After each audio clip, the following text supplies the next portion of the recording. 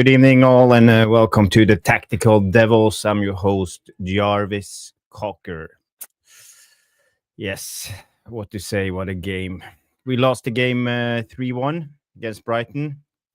It's not a good game, but to be honest, I didn't expect much. I've seen the tendencies. We saw it against Southampton. The players are not up for it, and we lack a lot of quality when it comes to this Man United team.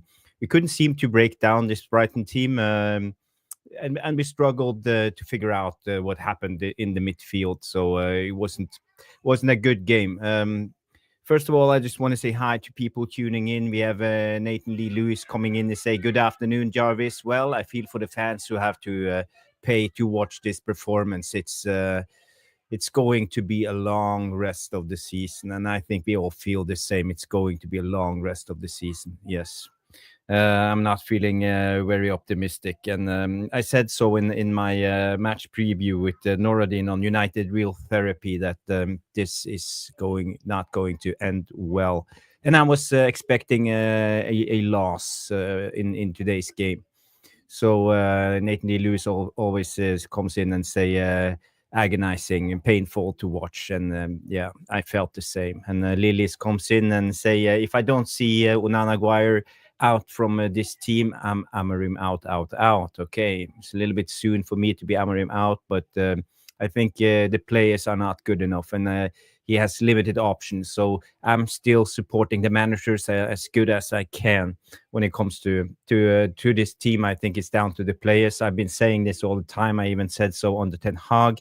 I'm backing the manager 100% because these players basically aren't good enough, and that's not on Amorim. That was not on Ten Hag as I see it. It's on the board. It's on the Glazers. It's on Ineos now, and the footballing people not fixing up this dreadful situation we are in. We have players on high effing wages. We have players like Luke Shaw, Casemiro, Rashford, Eriksson, Lindelof, all of them sitting here and just collecting their paycheck, sitting on their ass, doing nothing. And this is what we have seen so far. So Lillis comes in also and say, hit the likes, Mr. B. What a disgrace. Yes, I agree. It was a sorry. It was a disgrace of a game. Trevor Wade is in the house. He comes in and say, good afternoon, Jarvis. We were more open to that Red Sea than the Red Sea. Yeah, it's like Moses, open up the Red Sea. And embarrassment of a performance once again. Yes, I feel the same. You know, I don't know what to say. It's so bad at times, but I have some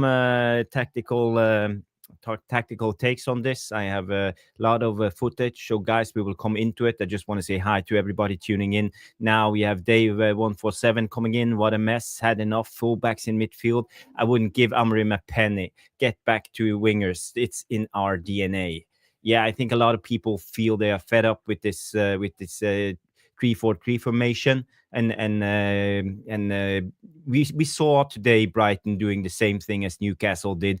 They come with the wide flanks, pinning down our wing backs, and suddenly we are forced to play with 5 in the back, and it makes the space for the 2 midfielders incredible big to cover, and they are numerically outnumbered all the time. So yeah, there was a dreadful performance today from Menu, from Ugarte, Bruno, but yeah, you know.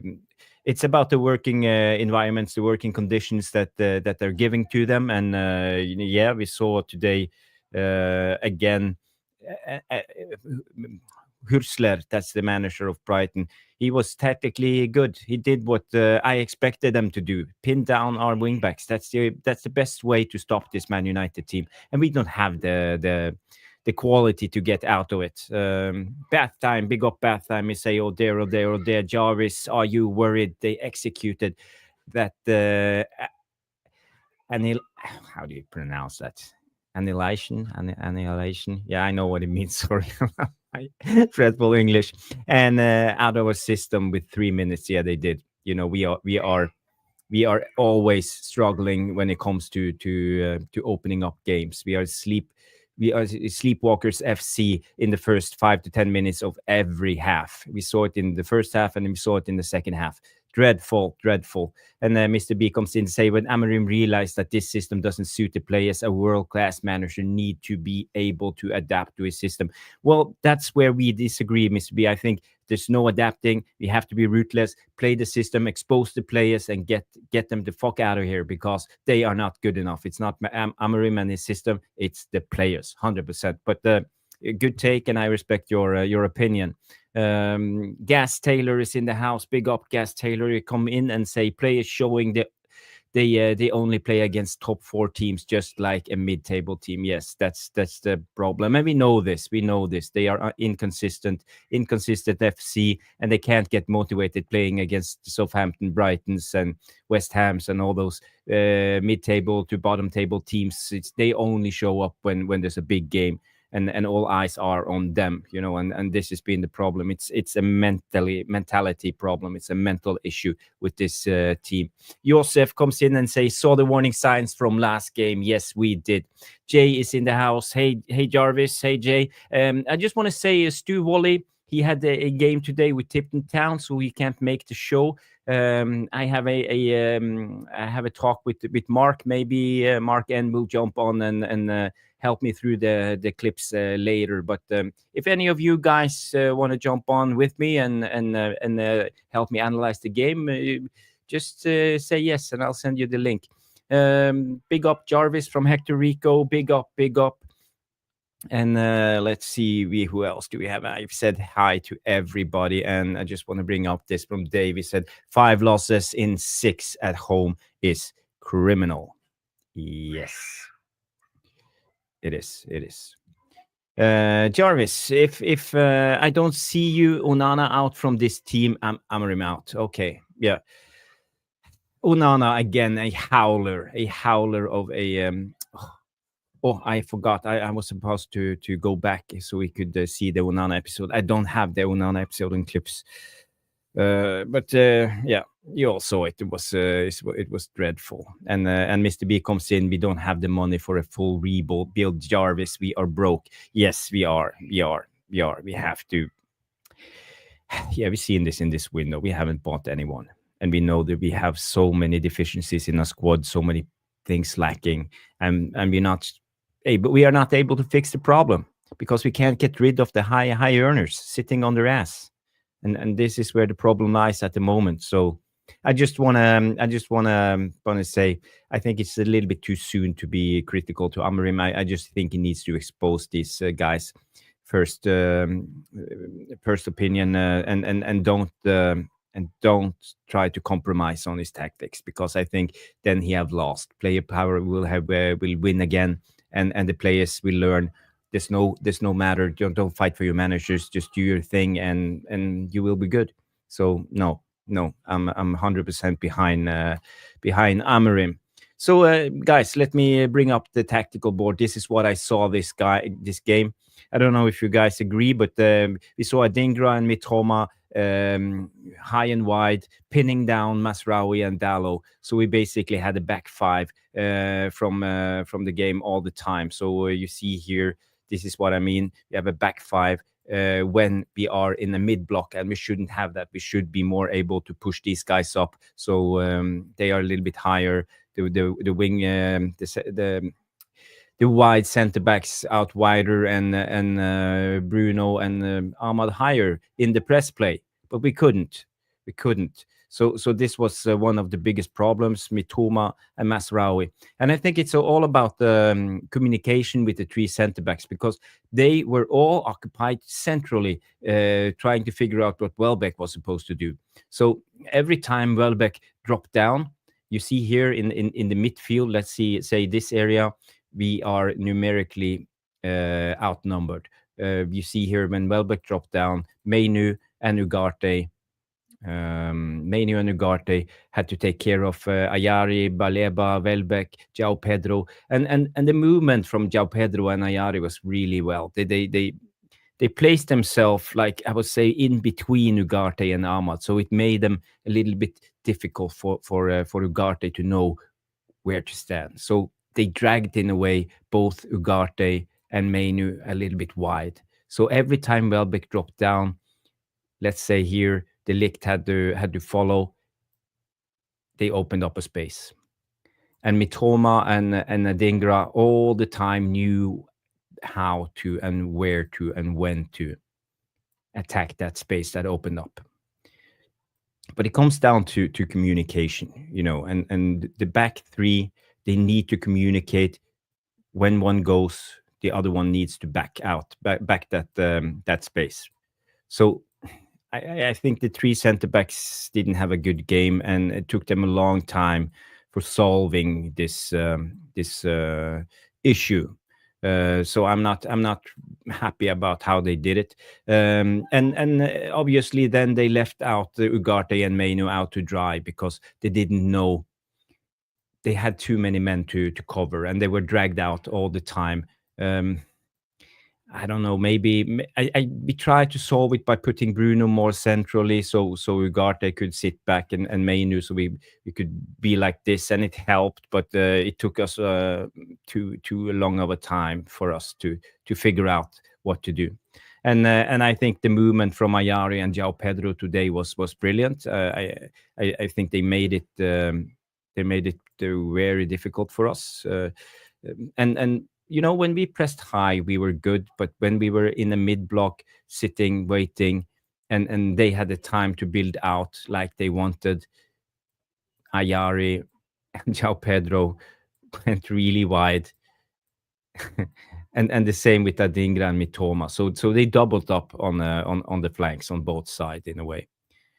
And when you do that, you create a lot of space in this area. And when Welbeck is dropping down, when Dunk is moving up, or Van Hecke is moving up, you see here it's so easy for them to create overload centrally. So I think we struggled, and the working environments for Ugarte and Mainu was terrible. Let's see, there's new people coming into the house. Yeah. Let's say Trevor Wade say they cannot get rid of the high earners, but they can take money from the foundations. Yeah, they can. There are solutions, but the board are not willing to take risks.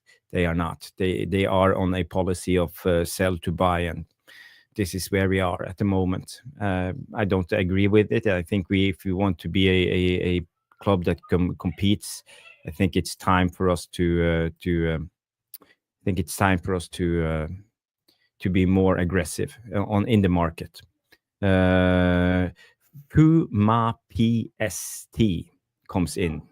I don't know how you say your name, but I think it's right. You didn't deserve to get the results against Arsenal and Southampton. You're still terrible at pressing and keeping the ball, and I think you are right. We are, but today I will show you our press play. When we press high, is good, but it's our mid-block press play that's the biggest problem, because we don't figure out the right distances, and we get dragged out of position. And every player are not fully understanding what to do when they have to interchange positions. But now I'm talking especially about the wing backs. They don't know what to do when they have to interchange positions. Same with the number 10s and the number 6s, 6 and 8. You have to be able to adapt to the current situation you are facing, and they didn't. They were dragged out, and they lost all composure, in the defensive play.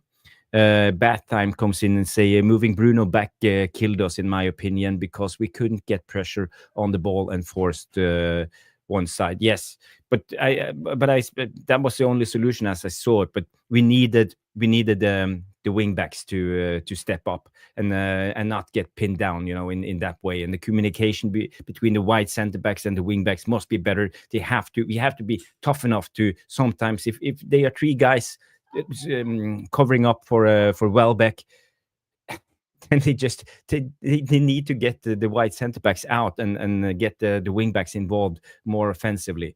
But we didn't have the courage. I see United Real Therapy. Noradin comes in and says, "Send me the link." Yes, sure. I will send you the link right away. Stu is not joining us today because he just had a game with the mighty Tipton Town, but he will come in soon.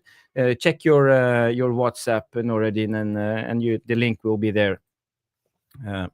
Okay, more comments. Lillis comes in, hit the likes. Yes, people hit the likes. I need all the likes, all the subscribers I can get at the moment. We're trying to get monetized. We are about 150 subscribers shy for me getting monetized. So we need 500. So guys, if you haven't subscribed to the channel, 71 people watching at the current moment, 28 on YouTube and 43 on X. That's good numbers, so I'm happy.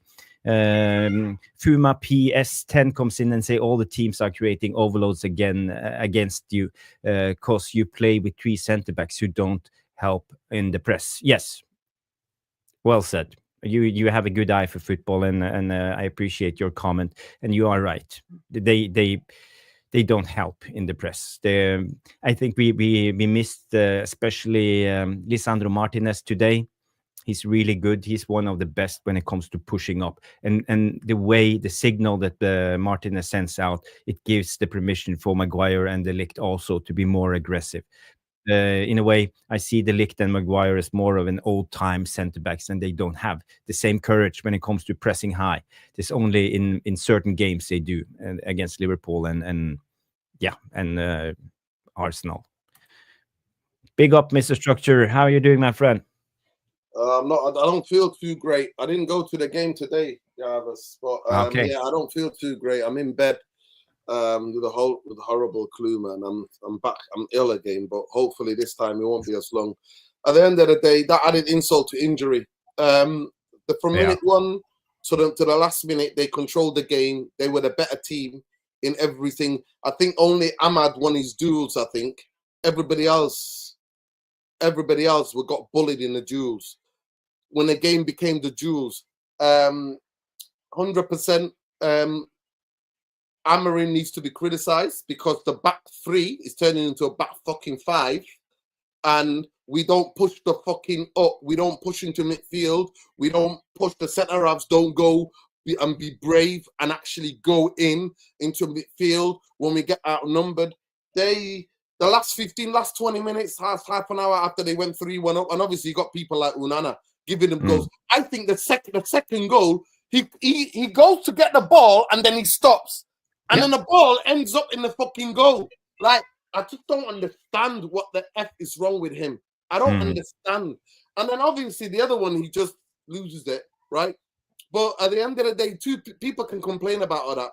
They were the better team in all facets of the game today. No arguments. Yeah. And for me, you can't play this system with fucking 2 defenders. You cannot play this system with 2 defenders. If you're saying you play 3-4-3, 3-4-2-1, you cannot, because it's a back 5, and yet we concede more goals. We concede more goals. How can we concede more goals when it's a back fucking 5?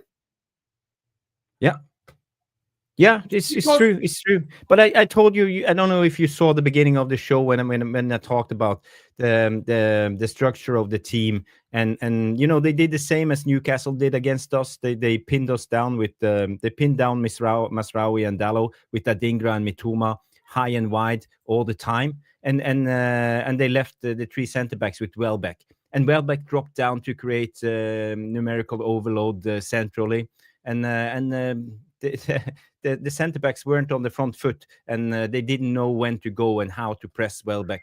And when they did, let's say De Ligt went, Mitoma or Adingra always attacked the space that the centre backs left behind. So the communication between the 3 centre backs were dreadful, and the communications between the wing backs and the centre backs were dreadful.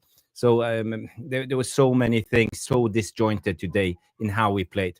I don't know if you saw this, especially on the first 100%. Goal. Yeah, it's clear to see. I mean, even the first goal says it all. If you watch the first goal, the kid picks up Zirkzee, he's not pressing properly. He picks up and then he plays the ball right to the other side. Boom. Right? Yeah. The ball, and the ball then switched to play. So they were playing on that. And that was a classic example. So United and then scared, and they're telling Masraoui to go out wide to him because they don't want the ball. You just drew now. You just pointed it out. The ball was dropped in between the centre halves and the wing backs. And at the end of the day, for me, we're not aggressive. Listen, I said it. I keep saying it. Everybody wants to go and scream for the fucking striker. But I keep saying, people are screaming, but we need to have the centre backs that can play this system. We need to have the midfielders that can play this system, and we need to have the wing backs that can play this system. Yeah. Me, But Norodin, did you miss Martinez today? Jarvis is another coach who's learning on the job. He's learning on the fucking job. Yeah. And then they're not backing him. Yeah. Trevor Wade comes in and say Amorim will die by the sword of his tactics. He said it himself. So I don't expect anything. Life changes from a tactical point of view.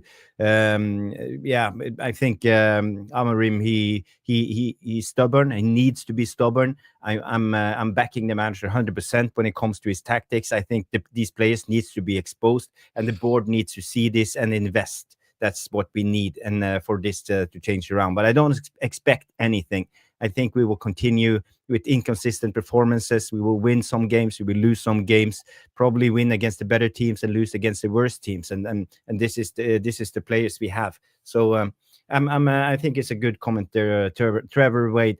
Lightning is in the house. I would personally say that playing with a back five is in fact him betraying his principles. In a way, you can say that, but I think it comes down to the wing backs and the personnel that he has available. Today, I think the Martinez is not playing. I think that was a big problem. I think we struggled when we tried to play out from the back from Euro's side because of the passing angles. He wasn't good when it comes to progressing the ball and break the lines with his passing. I have some footage of that I can show you. And again, we play with the fullbacks as wingbacks. We need more attacking players in those positions who are not letting the opposition wingers pin them down. And you know, how do you solve a problem like that when the opposition wingers pin your wingbacks down? You go into attack. You force them to run home. Of course you do. Force them to run home all the time. For that, you need ball carriers. You need dribblers. I made a tweet, Jarvis. You need ball carriers and dribblers who can isolate people. At the end of the day, we don't listen. For me, it's not even about the formation, right? It's structurally how you set up the fucking team. It's about structurally. How do you set up the team? You know that he's watching it on the right. Amorim knows what's going on. Why don't he change it? I'm not asking to change individual players. Change the structure. Tell the two centre halves, everybody to get squeezed it and play offside. Play offside. Yeah. Push Jarvis, up. Push if you're up. gonna do that, you play offside. You squeeze. Yeah, you squeeze, and then you squeeze everything into the hole, and you fight for the second balls and made it more of a physical game. Where we're getting dominated is in midfield. Like you just showed it, the rotation between Pedro, Welbeck, and the two midfield players was fantastic. But we were not doing the same to them. Their centre halves, they knew how to press. They knew how to step in. They know how to make, because they're very good at the duels. We have to accept, whether it's Ten Hag, whether it's Amorim, it's another coach, Jarvis, who's learning on the job. Yeah. They interviewed this guy before the season. They interviewed him. They interviewed Tuchel. They interviewed De Zerbi, and they said to specifically this guy, we don't have the players to play his system. 100%, 100%, Nordin. I agree. Let's delve into it and look at the footage from the first goal. I think we was found out on that occasion. And here you see, I think it's Baleba who is too much room. Baleba is dropping down on the ball, and let me just run through it. He puts a long ball in behind, and you see here they attacking the space with Mitoma. Mitoma gets Masraoui running, and he lays it off to Welbeck, who obviously always scores against Man United. It's not Welbeck, it's Mitte. Mitte scored, not Welbeck. Yeah, it's Mitte. Okay, Mitte. Yeah, but you know, so I have this from the other angle they showed on the pitch, and I think this is more interesting because it tells more about what happened. So here you see we sit here in a back five. You have Masraoui here pinned down by Mitoma. You have the Ligt here, Maguire, and I think where's Lenny Yoro? Diego Dalot, it's the lot. It's the lot because it's the lot, and you can see. So stop there. Stop there, Jarvis. Here is Lenny Yoro. Yes. Yeah. Stop there, Jarvis. You see now, right? Because of the time on the ball, both Euro. So a player is João Pedro. Sorry, it's Welbeck. So Welbeck has gone in, right? And Euro has followed Welbeck. Yes, and then the lit comes. I don't know if it might be Jai Petro on that side. It's Jai Petro on that side. So Euro goes down. This is Welbeck, and this is João Pedro. Yeah. So the lit then is in halfway house. He thinks shit because he can see the line of play, the ball. He thinks I should go. Maguire, Diego Dalot, and Masraoui, all of them should have squeezed. That ball cannot be played. If they all squeeze Jarvis, that ball cannot be played. But when you play it, you just played it just before. Watch where the lit is.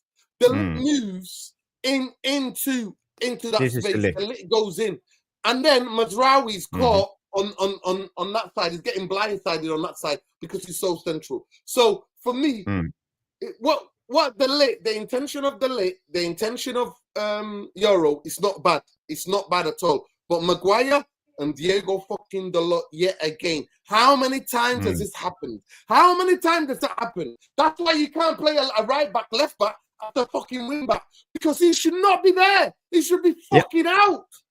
Yep. I agree. So there's a lot of things going on in this. Let me just play it. I'm just gonna fix the speed. The speed is okay. So here you see the Ligt, and the ball comes. Welbeck gets ready, and Mitoma sees this. He sees the ball is coming, and he attacks the space immediately. That's what we call double movement. One player comes to the ball, the other one runs into the space. And then even that, the way he passes the ball, were too slow, Jarvis. Because if they were set properly, if Euro, look how much Euro recovered from, and he's almost catching Maguire. Look where Maguire is. And look where Maguire. You can't do that. You can't do that. Maguire plays them on. He takes a step back. If you look here, it makes a little skip and a jump and takes a step back. So, but what's interesting is Dallow's position right here. Because it was Mite who scored the goal. Where is Dallow? Why can't he understand when Euro goes up that he needs to tuck down and fill the pocket? Jarvis, how many times this season have we played on the video, show photos of Diego Dalot doing exactly that? He's jogging, and Euro, who's in front of Dalot, is the man who's get the responsibility of Mite. Dalot again. It's terrible from Dalot. Look at him here. He just points at Mite too late, and now he points and shouts to Euro. So look at him. He just jogs and he leaves the responsibility for Lenny Euro. He has no one. I swear to you, Nordin, Dalot, he needs to go. He's not good enough. It's unbelievable. Yeah. It's unbelievable. How many times have we pointed it out that Diego Dalot this season, how many goals have we specifically targeted him and said, not targeted him, but highlighted him going to sleep? 1 minute he's with a player, next minute he lets it go. Yeah, it's not good. It's not good. So then ILP comes in and say Dalot is a bonehead. I'd get lost patience with him, and the same with me, especially when he plays on the left. But it's this, it's Sleepwalker FC. In the beginning of the game, this was the third, fourth minute of the game. You should be up for it. You should be sharp enough. You're not tired after 3 minutes to not be able to do your job defensively. So, yeah, Jarvis. I mean, I just see it, and for me, it's just We already had a warning before the second goal as well. We have a warning. The warning. I think when I look at it, I think after they scored the first goal, I think we pressed really well. We had a bit more in the middle. We were getting closer to them. We were winning some of the duels. After that, the gears went up, and we were going nowhere near them. And there was a warning before the second goal came. They were going to score. It was only one team that was going to score. We had 2 moments out wide, but done nothing with it, right? And they were going to score. So at the end of the day, for me, yet another game. We got another coach, a young man, a coach, a younger coach, who is fucking learning on a job. He's learning on a job, Jarvis. He's learning on the job, and we've seen this before. Managers, and at times, I'm not learning going on to the lie job. to you, he's out of his depth. At times, he's out of his depth. Yeah. He's got no answers. Well, we have had answers so far. I think his in-game management has been pretty good. But today, today it's not Southampton, Jarvis. We said it. I said it in my preview. It's not Southampton. This is a fucking team that knows how to play football. But how come they look better than us? How come they won all the 50-50s? How come they're more physically stronger than us? How come they can do all of that? And then we don't do what you said. How come me and you know and he doesn't? And you telling me he doesn't know that the 2 centre halves need to be more aggressive? He knows. I know. But why don't he tell them, Jarvis? Yeah. That's the thing. That's what I also say. But I think it tells them. But for me, we know this, Nordin. We have been talking about this for 2 years now. These players are not tactically astute. They don't understand football in the way they should, as being professional footballers on a high wage. They play on emotions. They play on what you call it, on instinct most of the time, and they don't play with their brains. We don't have a group of intelligent footballers, and all the managers since Van Gaal, Mourinho, Ole, Ten Hag, all of them have struggled with this group of players because they are not footballing. The footballing IQ is not there in my eyes.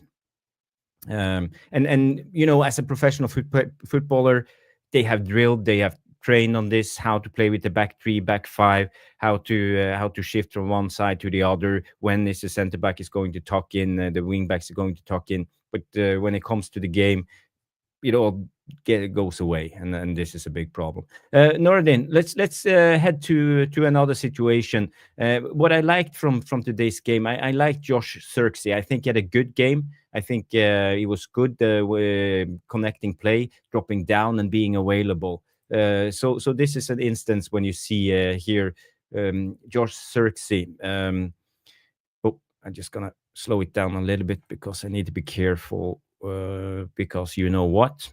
The ball comes into a duel. Menu is up against, I think it's Baleba, and he wins the ball. And you see here Josh Xerxes dropping down, connecting play, and sets up with Bruno in the right way to Dalot. But it's not the right man again. Dalot, he goes into the space with all of the other players, so it doesn't end with anything. But I liked what I saw. I liked that Josh Xerxes could drop down and be the connector of play. We haven't seen this with Højlund, so I think that was a new element of our game today. So Josh Xerxes did really well. And another thing we could see from Josh Xerxes was his press play. I think the press play was good. If you see here in this situation, I'm just going to check if it's 0.5. Yes. Yeah, he was he was our best player. Yeah, today. And you see here Josh Xerxes presses from one direction, and it gives us the goal. It gives us the opportunity here with Ahmad, and we get the penalty. And this is on Xerxes, and it's on of course this guy Ahmad, who understands.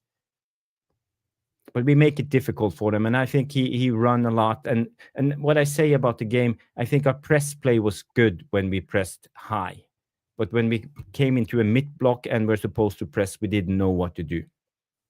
100%, Jarvis, 100%. Because you see it there. You see Danny Welbeck, right? You see on the top of the picture. Where's the United defenders? Everybody should be pressing.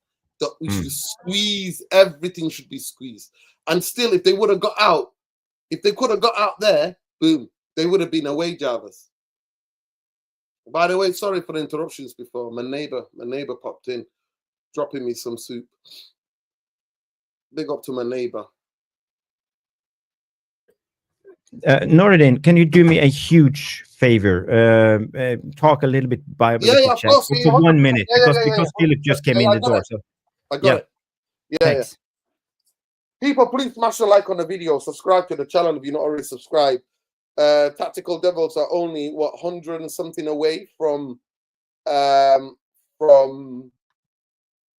they're 140, 54 away from being monetized as a channel. So please, people, smash that like and subscribe to the channel.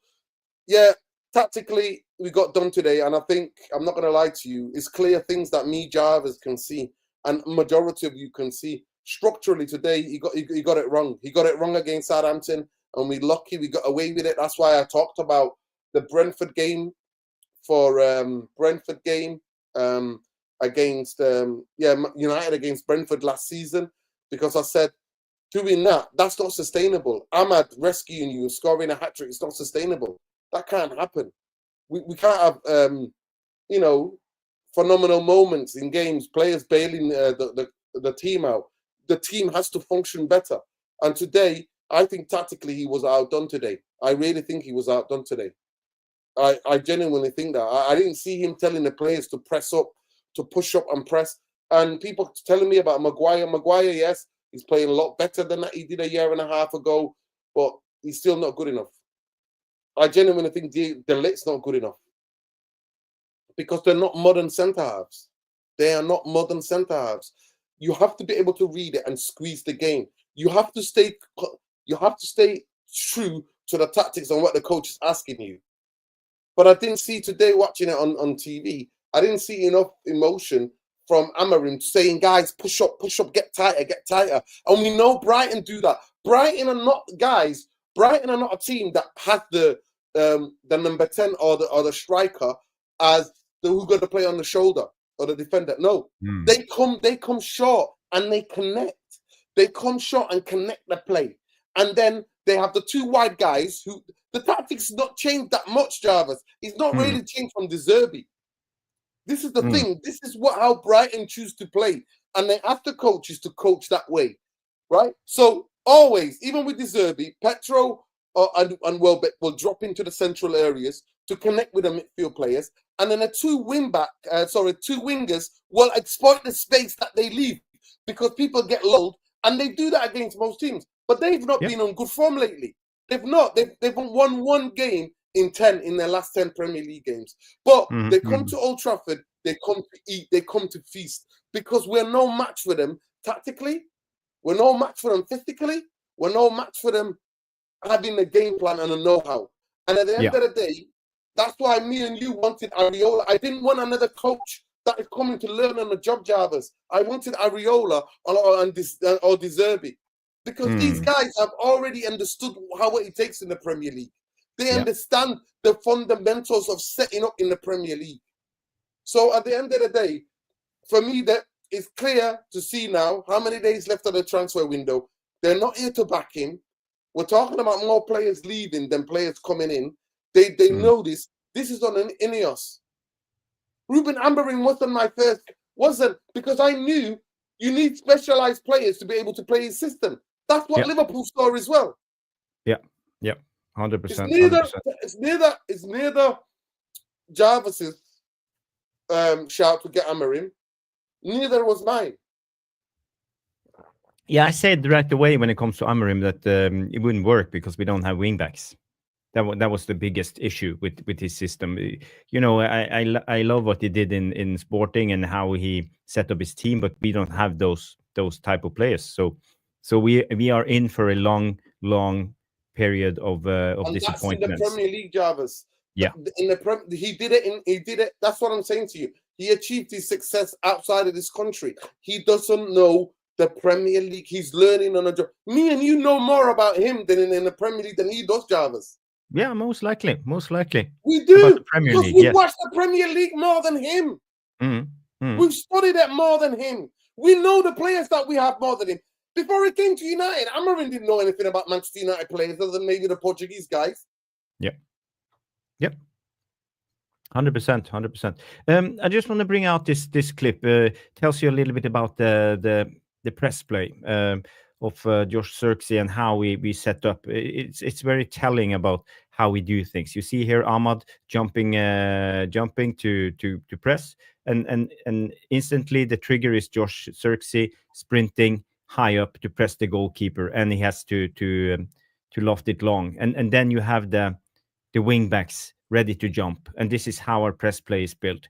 Always, you see here Masraoui jumping forward when we force them to play it long, because we are stopping them from playing on the ground.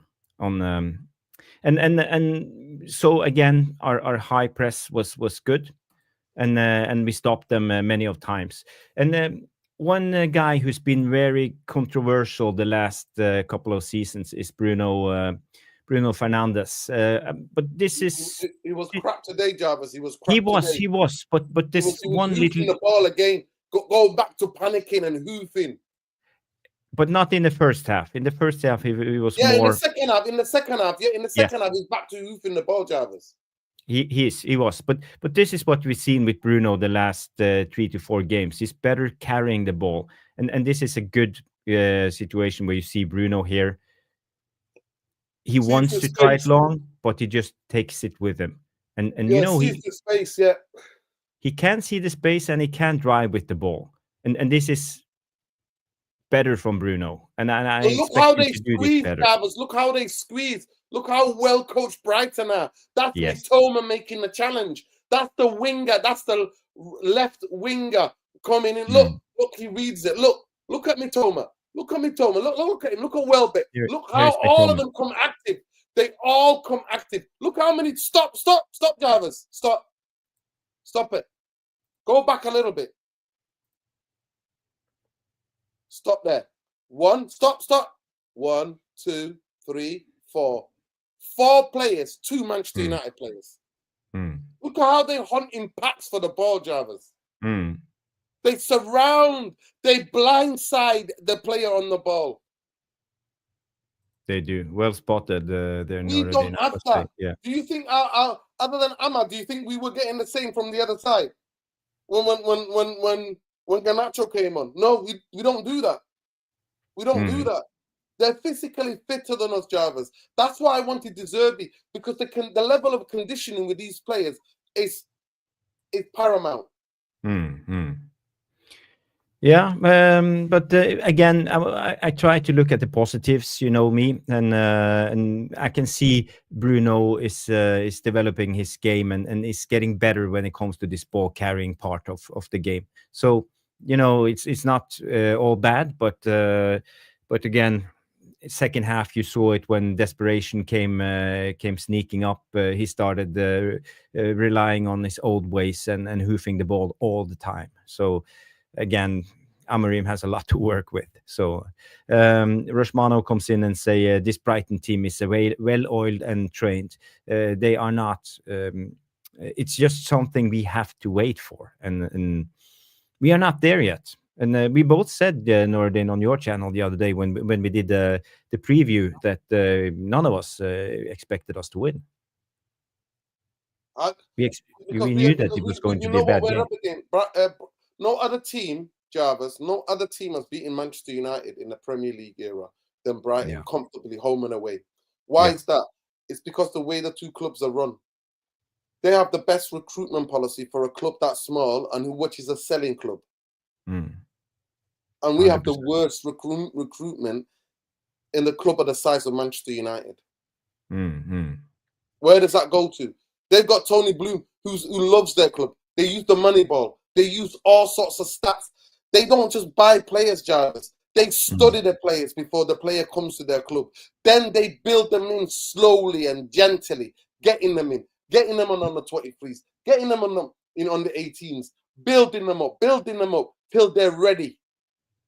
So when the players come on that pitch to make the first team, they're robust as it is. What do we do instead?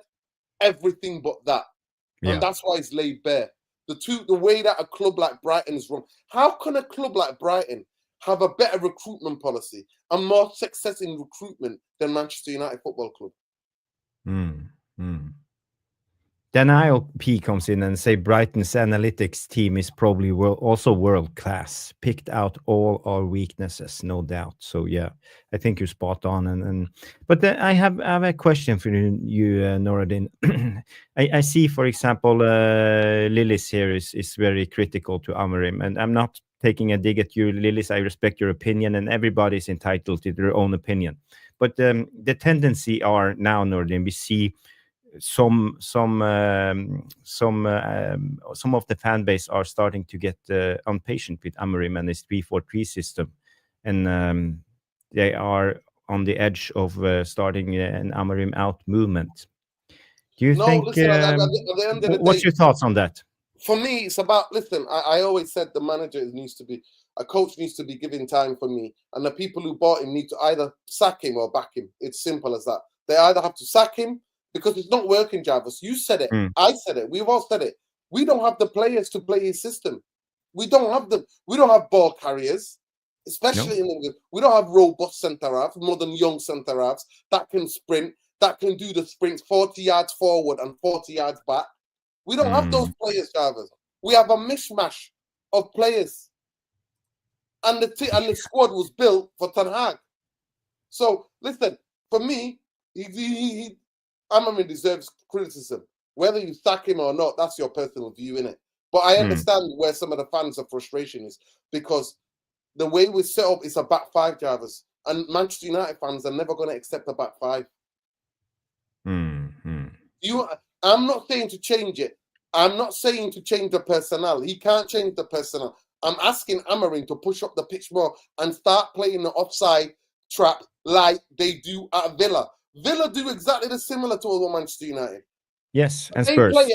They play the high line. Play the high line. You've got a sweeper keeper. Let him fucking come out. Yeah. I agree. But he's learning on the job, Jarvis. And it wasn't your first choice. It was not my first choice either, or even second choice. Yeah, 100%. I don't think it's his fault. It's the people who bought him. It's simple, Jarvis. They either have to go to back him or they have to sack him. But we know that he won't be backed. We saw today Anthony is out the door. Same with Malacia, but it's not bringing in any cash. So we need to get rid of either Casemiro, Rashford, or I don't know. It doesn't look good, and we are most likely forced to try to sell Garnacho under the valuation. We are setting 70 million as our valuation, but they are offering us about 45 million pounds. I think we will be desperate enough in next week that we will sell Garnacho for that amount of money and just to get something. Yeah, I think. Yeah, people, please smash a like on the video and subscribe to the channel. Like I said, we're 153 away from being monetized. The channel being monetized. So the least you can do is flipping for this high level analysis is to like the video, subscribe to the channel, let people know about the channel. At the end of the day, it's simple, Jarvis. Any other way I see it, that to me, Ineos have to either back him or sack him. It's simple as that. They either have to back him or sack him. Yeah. I'm just gonna retweet this. Just give me a moment. We are live. Yes. Retweet. And guys, girls, if you haven't smashed the like, we are on 33 likes at the moment. 37 of you are watching on YouTube, so don't be afraid. Smash that thumbs up. I can show you a clip here from Josh Xerxes. I think it was good today when he dropped down, and this was especially. This is a good play. The way he played against Southampton, he carried on. Yes, The cameos that he's been having lately. He did. He wanted something. So you see here, dropping down again. He's good enough to hold up the ball by himself. He's strong enough to bounce off 2-3 defenders and create play.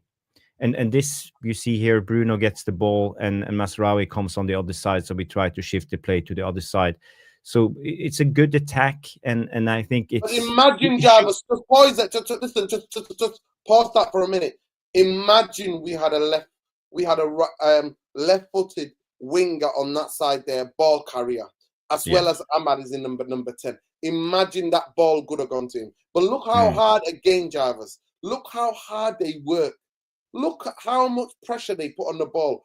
There's 3 players surrounding him. If you take it back a little bit, Jarvis, just take it back a little bit for me. Look when the ball arrives, he's by himself. Look by the time he controls the ball. Again. Hunting impacts. Swarming. Hunting impacts. We don't hunt impacts, Jarvis. We don't do it. Yeah. No. We don't do it. We don't even know what the concept of hunting impacts is. Yeah, it's a good observation, Nordin, and I think it tells a lot about the game and why Brighton won this game. It's the intensity. It's the intensity, Jarvis. It comes down to it. It's the intensity and carrying out, but to the letter, having lungs. Some of these people have big lungs. Mitoma. Look here again, Xerxes. Look, the midfielder, the fullback, the centre back, they're all coming. They're not letting him. If you take it back, just take it back a bit. That even Xerxes. Look where the centre half is, right? Van Hecke is here. So yes. He's pressing high. He's pressing high. He's 30. He's 20 yards into the opposition's into Manchester United's half. And look here. Look at the level of running. Yeah, it's clear. It's clear why Brighton won the game. Clear as day. It's effort. It's running. It's about moving your legs with high intensity. And again, you know, it's two-sided. It's also about our quality on the ball. You see, we use it takes a long time. We can't control it good enough, and you know, we make it easier for them to press. But again, I agree with what you're saying. This is a interesting video. It's nothing special happening in this video. It's just about how Brighton set up when we had the mid-block press. I just want you to pay attention. You see here João Pedro, and I think it's Estupiñán who's here, the left back. So they doubled up on the sides, and it forced, you see here, Kobbie Mainoo to go a little bit wider in his press play, and the same with Bruno on the other side. So they just opened up the pitch centrally by pinning down our players wide. And when we were supposed to press, we were forced to have Josh Xerxes, Ugarte, and Kobbie Mainoo to press high, and that again left a big gap in behind. So it's about the movement. It's about, you see João Pedro, you have Mite on the other side doubling up with the fullbacks, and then you also had the wingers like Mitoma, who's probably around here in this picture. And but Jarvis, if the centre halves, if they all moved up, if the back 5 moved up, then the space would not be there. You see here Lenny Yoro, every time Welbeck dropped a little bit, one of them followed. But the others had to. And you see here again the movement. Exactly. Welbeck dropping. When it comes to the ball, the double movement. They get us on the double movement. But there you go again, Jarvis. So that player there is Diego Dalot, right? He moves up. Maguire should go across even more. If you go back to the picture, Maguire should be going across more, right? Right? And Diego Dalot should be holding this position there, but he's not. He's lackadaisical, and you can't play in the way you want to play with that. And Maguire is slow, and so he's scared. He's always scared of pressing high. But again, it's about prioritization, you know, and Dalot needs to understand who's the danger guy, and it's not the guy who's touching the sideline. He's not the danger guy. So Dalot needs to understand right away where to drop. Come inside and squeeze. You have to come inside and squeeze. They can't score from there. If you got one double left foot who's going to put it in the top corner, no. The guy who's making the run is the guy. But still, there's too many gaps. And look at the centre circle, completely empty. Yes. I except for just that want to play take a look Welbeck one got more worked time. on. You see here, Welbeck dropping, Euro, and the opposite movement. So it makes it difficult. Makes it difficult. But And then against, I again, look, see, again, he goes back. Welbeck then follows the line of play, comes this mm. side, and then it would be just the same. But I just wanted to show you this, Nordin, because you see both Ugarte and Kobe Mainu are our main pressers in the press play with Yes. Xerxes. So again, But the defenders have it to leaves follow. I it said it, leaves Jarvis. Jarvis, do you not mean? Do you remember me saying when we did a thing about videos about Amorim, and I said, yes. like, do you remember me telling you he leaves space in holes in the midfield like Ten Hag? Do you remember me telling you that? Mm. I said it. It's on the video there. I said he leaves space in the. I remember we were talking. I said, boy, I said what I watched. There are spaces in the midfield that he leaves. He vacates midfield as well, but he expects the two guys to be so fit, so conditioned to be able to quickly recover. Yeah. Yeah, but you see the open gap there. You see the space, and you fully understand that we are struggling. We are struggling because of this, and this is in the second half, Yeah, and Amorim still hasn't solved this issue. No, it's in the end of the first half. Yes, it's the end of. But you see here, Bruno is a little bit deeper. So let's just play through the clip and see how we defend, because it's about their movement. They are clever in the movement. You see Welbeck, he knows where to go all the time. Stubian, he keeps the width. You see the double up because you have João Pedro here and you have also Mitoma higher up the pitch. So we can't, we don't see Masraoui. And then you suddenly see Mitoma coming in. It's opposite movement. Mitoma moves down. João Pedro moves a little bit up. So nothing happened in this clip and we were in balance. But again, you see all of these intricate small movements from Brighton make it difficult for us. Rush Mono comes in and say we are getting a new coach who is losing more than the last coach. Yes, that's true. That's true. Danny B comes in, two high midfielders. Eric Ten Hag tried that, didn't last long, and that's a good observation too. Yes, and then and we what are they supposed to do then? Should Ugarte stay behind and Mainu should just press and we have one single guy covering all that space by himself? It's about the centre backs. The centre backs needs they to be have tough enough. to. They When need to you push press, up. they have to go as a Yes. unit. They can't do half-hearted. Listen, there's not. You know, remember what he said? Was it Rania? He said, "This I'm not half pregnant." You can't have press, Jarvis. You cannot have press. Yeah. There's no half pregnant. You're No, either no. pregnant or you're not pregnant. If you press, you press. If not, you You just have to drop back press. and sit back in a solid passive mid block. But I don't know why we didn't solve this, and I think the players wants to press, but they don't actually know how to do it. Especially when we are set up in a difficult situation. I think the young German guy from Brighton, Hürzeler, did a great job setting up this team, and he knew exactly what to do. He knew exactly what to do. Abs is in the house. Big up Abs coming in, and Fuma PS10 comes in. I don't know how you say your name, but I think it's right. When you're on the ball, you don't move like them. Interchanging position, you look flat. Yes, we do. We look flat. And I think we got away with it against Liverpool, Arsenal, and especially Southampton. I think we still struggle. You know, we don't understand how to do it. And Trevor Wade comes in and say half pregnant is 4.5 months. Well, it's a matter of definition. It's a matter of definition.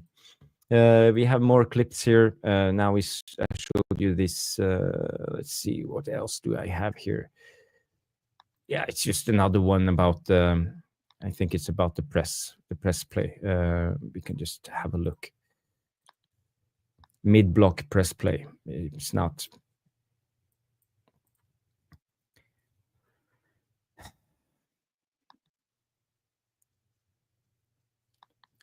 But now we look more compact. We press more as a unit. We push and drop and push and drop. So it's not a high press at all. We are more in balance. We are more comfortable when we do it like because this. Look how tight we are close to each other. Look. There's not massive spaces between us. We're compact. Compact football gets you a long because way. we're not trying to press them in their half. We just sit there and wait. It's a mid block, more like we see with the I don't know, Andoni Iraola, for example, is the master of the mid block in my opinion. So and look what again, they did you to see Newcastle here. yesterday, Jarvis. People are shocked. Ooh, I'm like, what are you surprised or shocked about? Yeah. Andoni Iraola, he's a brilliant manager, and I don't think he will stay long at the Bournemouth. He maximum this season he will go to a bigger club. But again, it's all about finding the right balance, and our players we don't do it. We don't do it big enough, more often enough. Abs comes in and say United real therapy. Big up Dino. Big up, Abs. Guys, if you haven't, we will do a match reaction on Nordin's channel in an hour's time or something, I believe. So, it will be a good show. Yeah. Then who are we having on tonight, Nordin?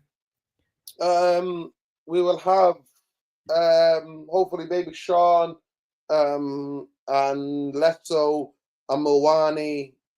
That's what we'll be having. But Ruben Amorim, let's listen to this quote, Jarvis. Ruben Amorim, I knew was going to be hard, but completely hard to put a completely new idea in the moment, but it's becoming really hard. We're going to suffer because we continue to do the same. Everybody was changing position, and that is something I can't see again. You have to keep your position. What does he mean by that, Jarvis?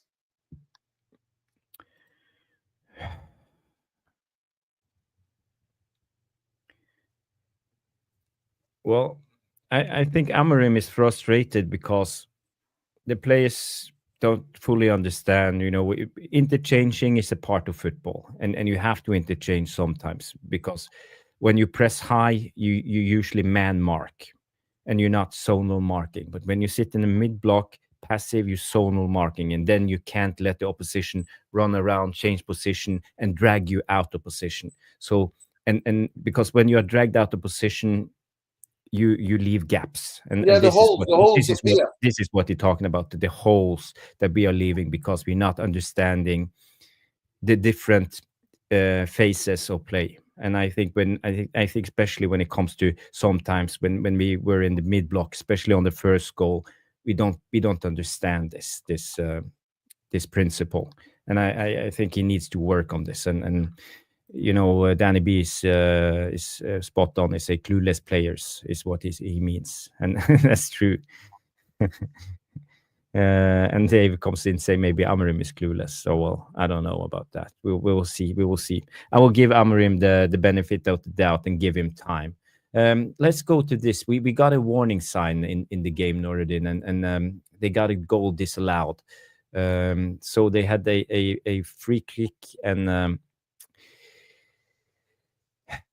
passive defending. João Pedro comes through Onana in between his legs, and they scored. Luckily for us, it was disallowed because of this incident you see here. Van Hecke, I don't know, he kicked underneath Dallow's foot, and Dallow dropped down. I thought we were very lucky to get away with that, Jarvis. Yeah, me too. I think it was a good thing that Dallow stayed down long enough for VAR to have an extra second to think about it.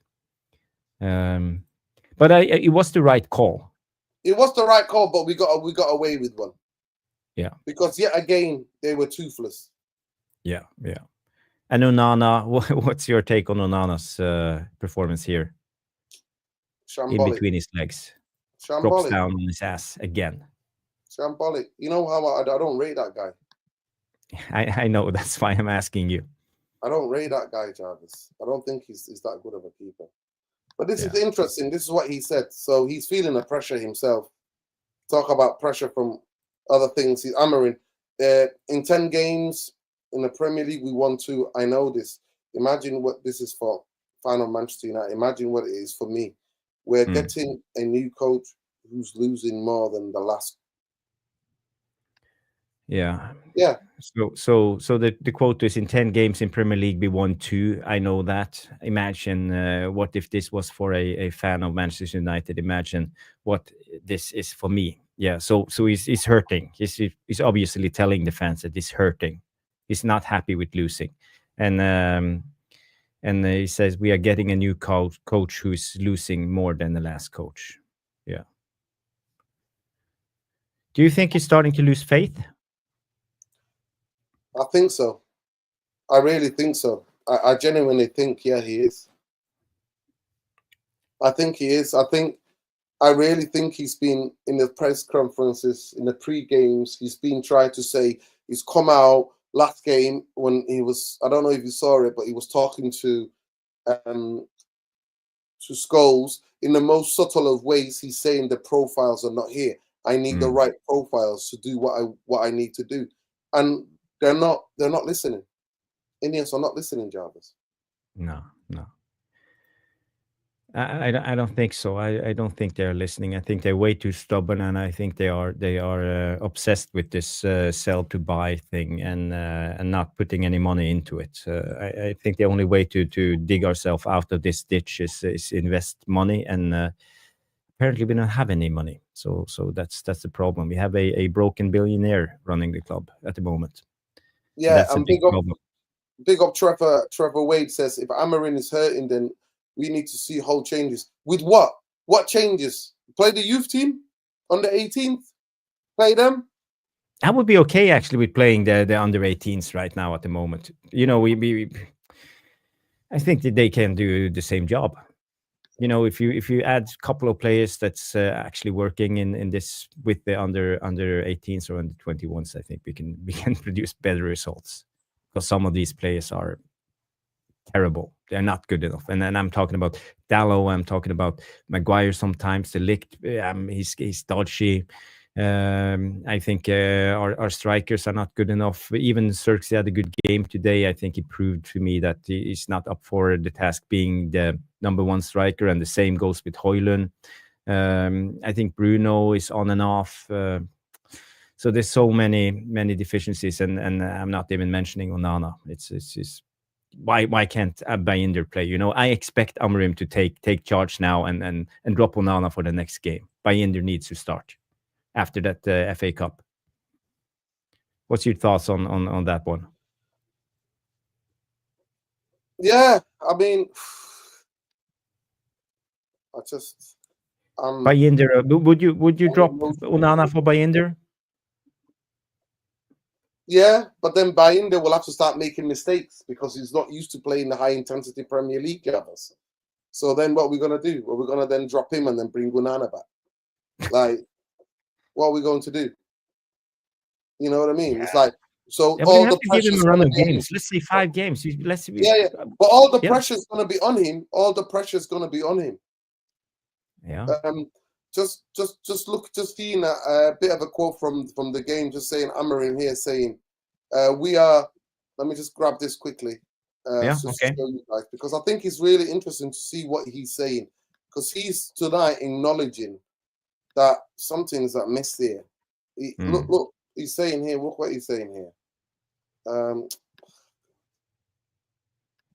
Yeah, you can just copy and paste it into the chat. I can just read some comments. It say Rushmana comes in and say Bayinder does need to play, but his kicking was awful. And yeah, but I think he played himself into the game, and it was much better in the second half. So I put that on nerves, and not having played many minutes the last couple of years. So yeah, and J United 100% Bayinder played well. So last game he played, and yeah.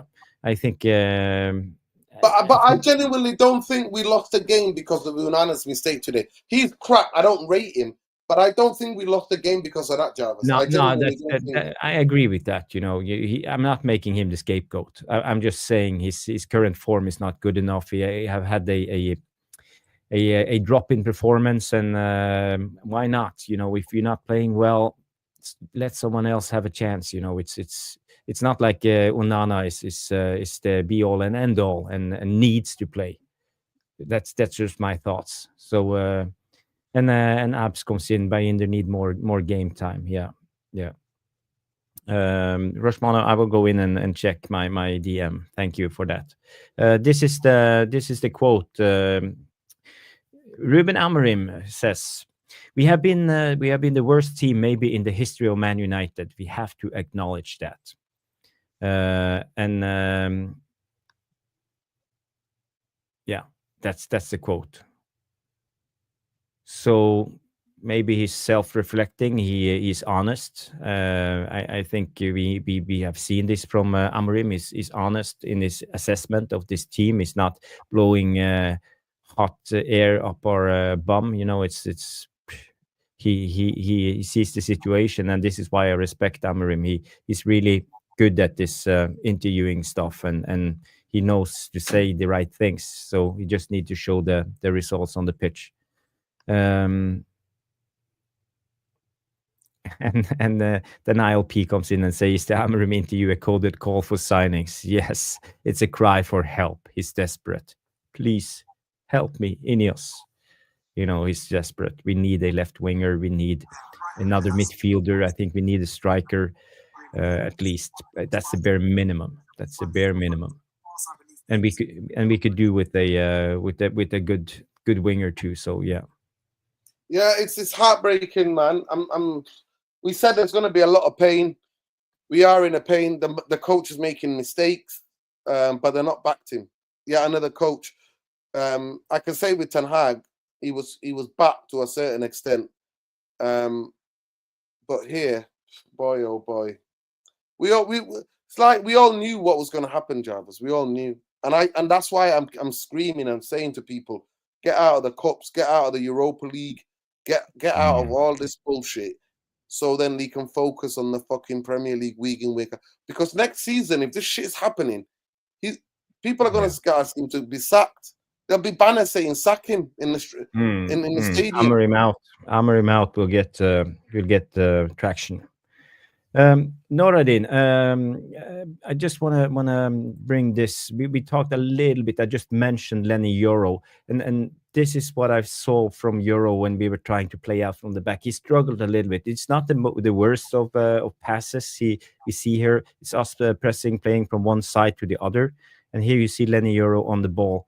And he's not a left footer, so he uses the outside of his right foot to find Bruno inside, and it gets us in trouble. It's about the passing angles, and this is why I missed Martinez today. And if you see this, he doesn't play there.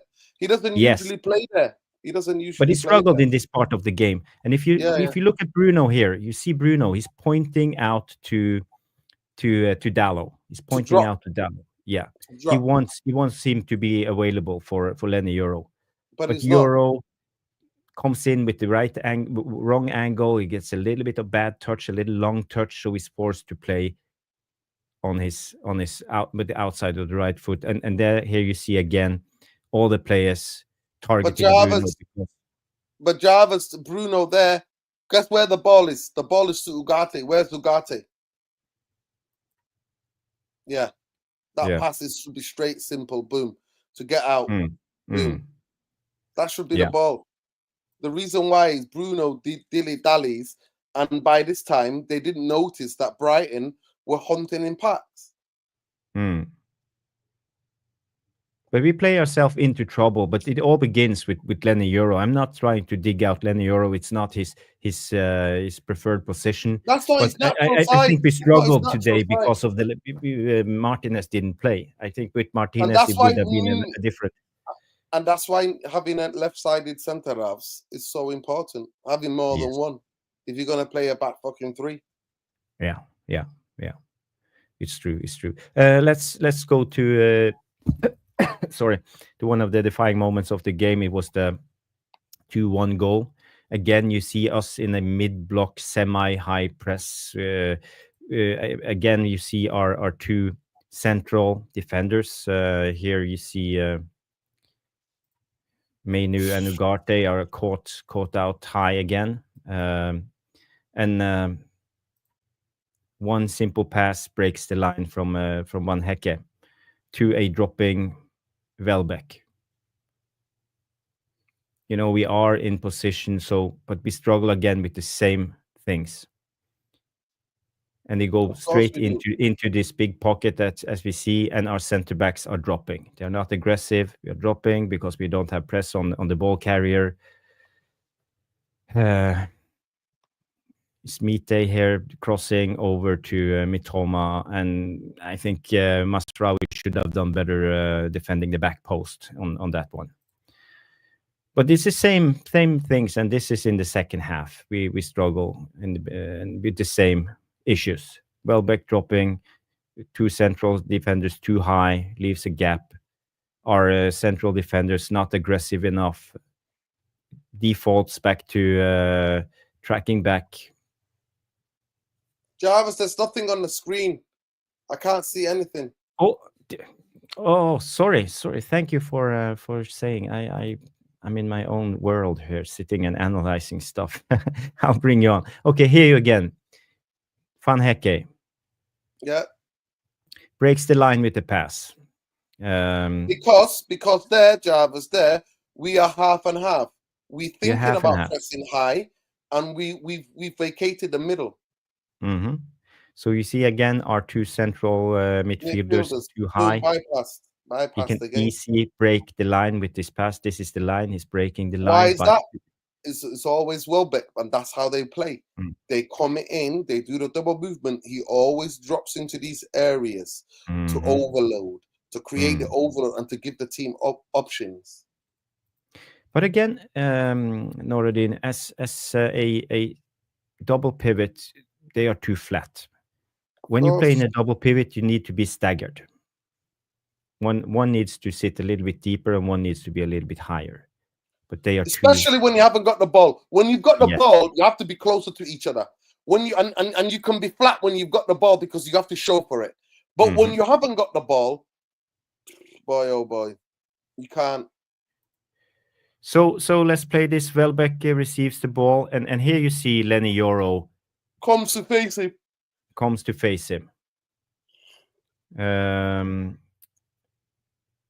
They keep the ball. Van Hecke plays a brilliant ball, one touch, and they are through our first line of press here.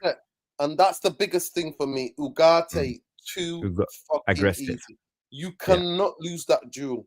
You cannot. We're in trouble. Soon as he does that, we're in trouble. We are.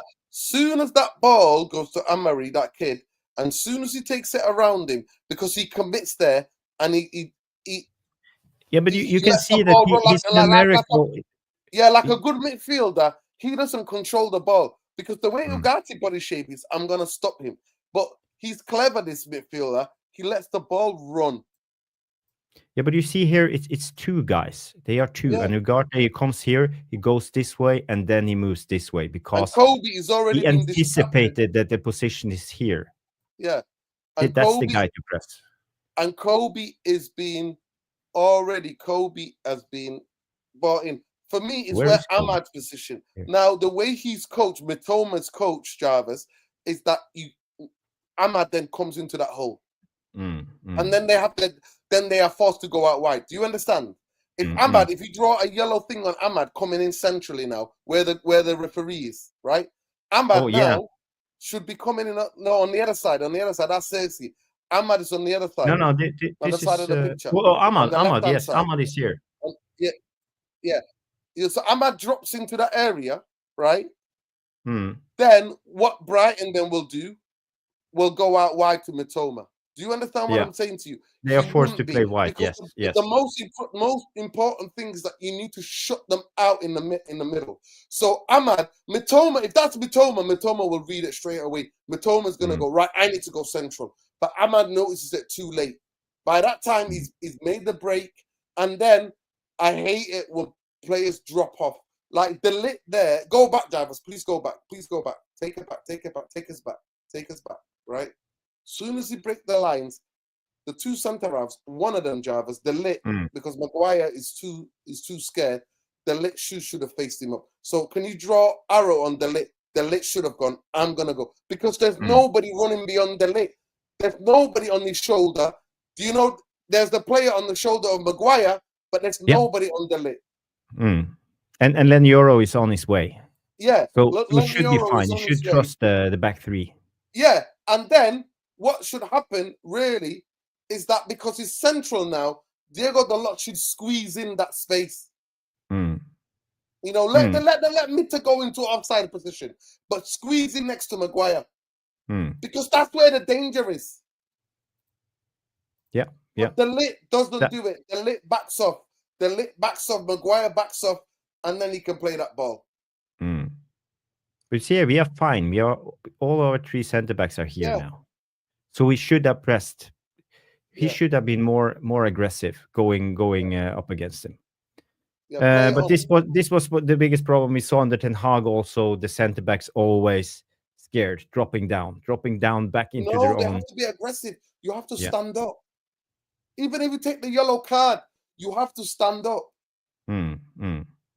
But and the cross comes. Pause it.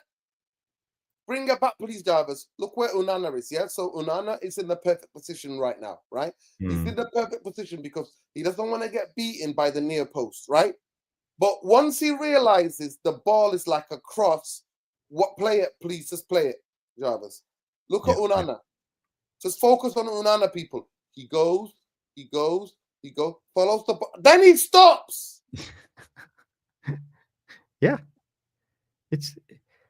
What is he doing? What is Onana doing? You know the ball is being moved. Why stop? He's not aware of his own goal. He leaves half of the goal open. If he takes one more big step, he can stop that wall. He can pat that ball down because the ball, Jarvis, is not played with a lot of pace or anything like that. It's just dropped into an area. Baffling. He moves like this. It's like when he should have moved like this. It's fucking bullshit, Jarvis. It's terrible. But we did not get beat because of that today. We got beat because they were too good in all aspects of the game. But what's your thought on if we take a look at Masraoui here on Mitoma? He's aware of him. He looks over his shoulder. Aware of him, but he loses him in the last second. And to be fair to him, Mitoma is incredibly quick, Jarvis. He's incredibly quick. And you know what, Jarvis? You can see that this is a set place from the training ground. They've scored goals like this before, Jarvis. This is a way, you know. But to me, and you see they come with more players. I have both Mitoma and they overload on that side on the back post. We always said it. It's the same tactics, Jarvis. Overload the back post, the person breaking their neck to get into the back post. And at the end of the day, here is where you want a goalkeeper to bail you out, to come and dive in even with his knee and to punch the ball away or whatever, do something to stop that ball. But he stopped. Yes. But there were so many things. If you take it back, it's all from so for me, this looks like a structural problem. We have players who don't know what to do, and it's not about individual errors this time. It's about they are not doing the job correctly. They're not. And to me, I'm always fucking pissed off players running. If there's nobody on the shoulder of you, don't run back. The Ligt has to come in. Bruno has to do. What's his name? There. If you take it back, we could have stopped it 3 times. We could have stopped it. So take it back. There, he could have lunged. You know, he could have lunged. What's his name? Euro could have lunged. Look at this. Go back. He faces this is a Swede, the Ayari, the guy the young Swede who plays. He was brilliant today, carrying the ball. Yeah. Both of them were amazing. Both of them so technically gifted. He's so technically gifted. He's so quick covering the ground. The work rate. How many times he blocked shots today? By the way, how many block shots they made today was unbelievable, Brighton. How many block shots? Look, they blocked 6 today, Jarvis. 6 shots they blocked. And we only blocked 2. That was the difference. tells me that they are much more aggressive front foot defending than us. We Of are course always they like are. running back in panic. So again, Exactly. but it comes down to the midfield too high and exposing the center backs because they are not used to playing under Amorim being aggressive. And Ten Hag had the same problem. We talked about this so many times about the center backs being misprofiled, and Dave comes in with a structural problem and player misprofiling in too many positions, and that's 100% our problem. That's 100% our problem. So it's a great comment there, Dave. I like your knowledge about football. This was my last clip. I have just one left. 249 people watching, 35 on YouTube, 216 on X. Guys, girls, if you haven't, please subscribe to the channel. We are how many subs are we off monetization? We have 347, so we lack 153 subscribers for the channel to get monetized. So guys and girls, if you haven't, please smash the subscribe button and be a part of the Tactical Devils community. So many knowledgeable people here, and then coming in with a lot of good comments. Sorry that I haven't had time to interact with you as much as I should, but this is the last. I will end on a positive. Noradin, this was actually a good job from Anthony tracking back. You probably remember this situation, and you see here Anthony against Mitoma. Mitoma is so quick, but Anthony. No, not Anthony. It's Ahmad. No, Ahmad. Ahmad. Sorry, Ahmad. Yes. Ahmad, yeah. And no, he won his duels today. Ahmad won his duels. He won his duels today. How many duels did he win today, Ahmad, defensively? I haven't seen, but people in the chat can say. But you see again, it's brilliant from him tracking back, and this is what we need. Everybody in this team needs to do this effort: track back, full sprint, do the job. And Ahmad is no luxury player. He grafts. He makes the hard work too, and that's why he's so Jarvis, let me give you the stats. On duels Yes. today, Ahmad won 8 duels. He lost 4 duels. Ground duels, he won 7 out of 11. Aerial duels, he's won 1 out of 1. That's good. So it's not on Ahmad, at least. He did a good job. He made 3 recoveries defensively. 1 clearance, 1 interception, 5 defensive actions, 3 recoveries, dribble pass only once. And he won 8 duels. So he won 8 and lost 4, and that's amazing numbers. That's incredible. Yeah. Right? Let's have a look at Ugarte in terms of the duels today. Let's have a look at Ugarte. And this is what I'm talking about structurally.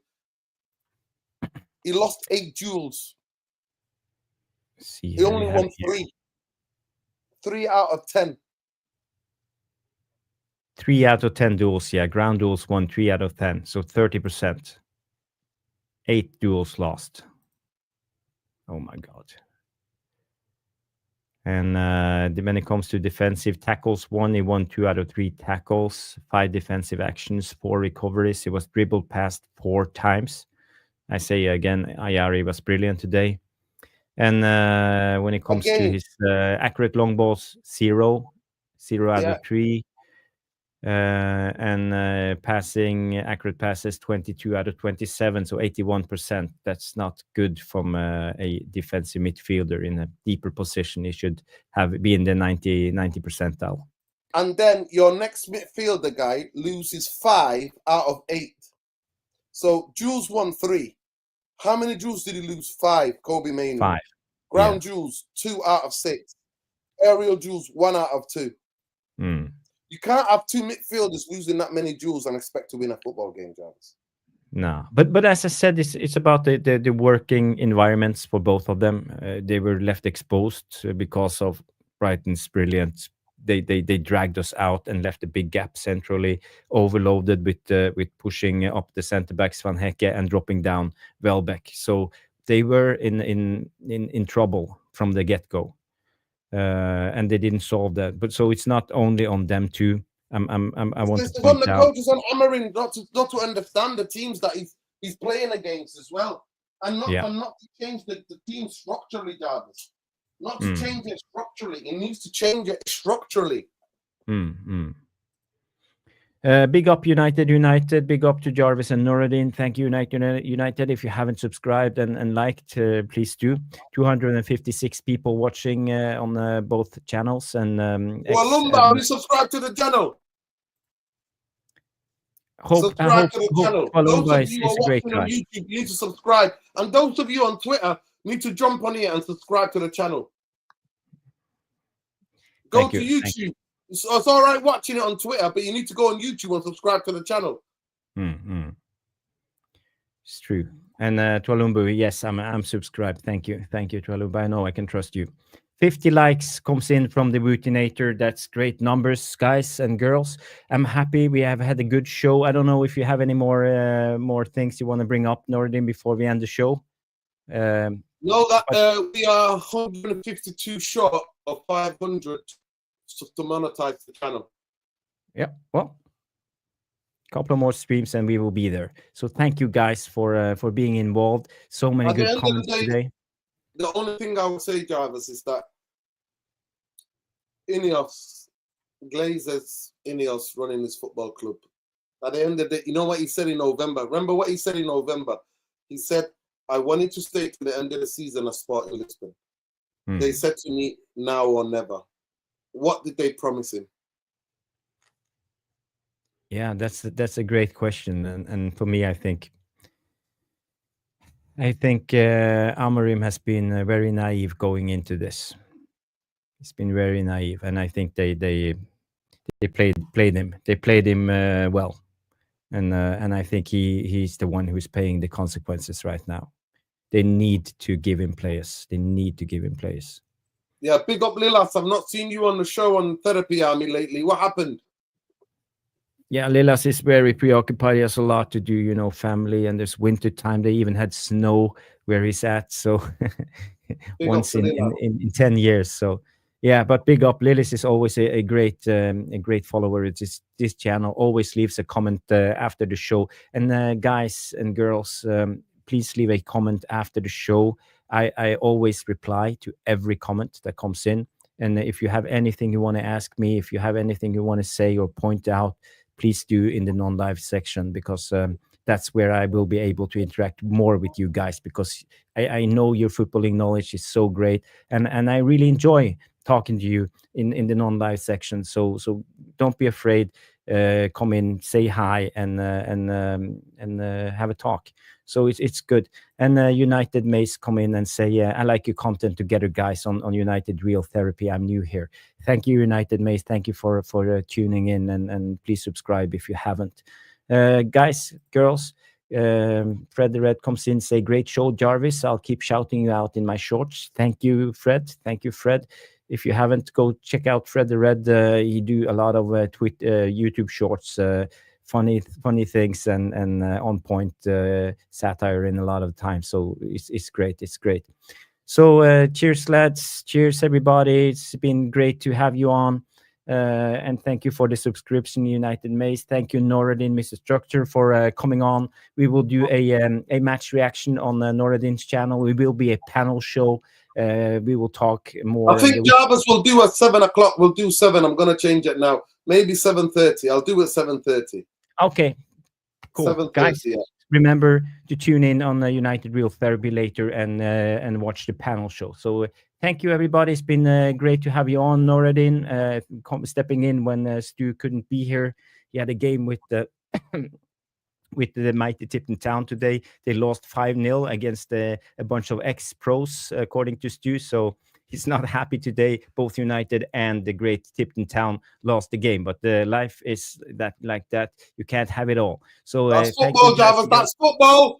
That's football. You win some, you lose some. Yes. And next game coming up is, I think it's Thursday. Rangers I think we play at home. Yeah, we'll Europa be there. League. I'll be well enough to go to the game. Thursday. Oh, you're going to the Europa League games, Nordin? I'm going. Do you know why? Because I've got to take my friend's son. Oh, nice. That's nice. You know, I don't like the Europa League. You know how much I hate the Europa League, but I hate know. Rangers as That's well. why. That's why I'm I asking. fucking hate Rangers as well. And Trevor comes in and says Stu was at fault for all 5 goals. I don't know about that. We will get Stu's reaction tomorrow on Tactical Devils Jarvis's Corner special 9 p.m. So don't forget about that. We will see you tomorrow on the panel show. So it's been great. Thank you for tuning in, and we will see you 7 o'clock on Noradin's channel, United Real Therapy. So have a good one. Can I just double check with everybody on Twitter and on YouTube? Can you please subscribe to the channel so that you can monetize? We need 152 people to subscribe to the channel in the next week or so. We need 150. We have 2 more subscribers. Right, 150. So we just need 150. Come on, people, let's do it. Hopefully, Jarvis will join us at 7:35 for the panel. Yes, I will. 7:35 on the panel show, United Real Therapy, and tomorrow night, 9 p.m. Tactical Devils, Jarvis's Corner. It will be great. So, guys and girls, thank you for tuning in. Have a good one, and see you on the